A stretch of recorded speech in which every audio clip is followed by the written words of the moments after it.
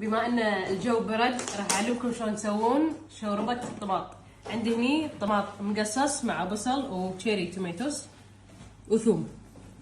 صينيه فرن راح تحطون زيت زيتون وايد خاصه على الثوم. بعدين راح احط كميه راهيه من الملح، الطماط وايد يشرب الملح.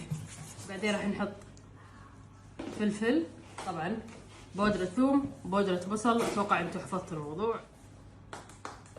واخر شيء ريحان مجفف. نخلطهم شوية قبل لا يدخل الفرن.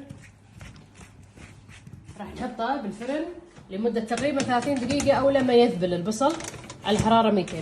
تقريبا اخذ 45 دقيقة. هذا الماي اللي تشوفونه من الطبق نحطه هذا كله بالخلاط عشان يسوي بوم بوم بالخلاط. شوفوا الثوم شلون فتشته، ما ينحط على عداله، تحطونه ونخلطه بالبلندر الحين. بس نشغله شويه عشان القطع باليلد بالطماطم ينشال. الشوربه اللي تشوفون خلصت، ضفنا عليها بس قفشه شكر عشان تكسر الطماط، طعم الطماط الوايد. نتفه كريمه بس من ناحيه شكل بلسامك حق اللي يحب. انا استانس البلسام بصراحه، ما له اي داعي.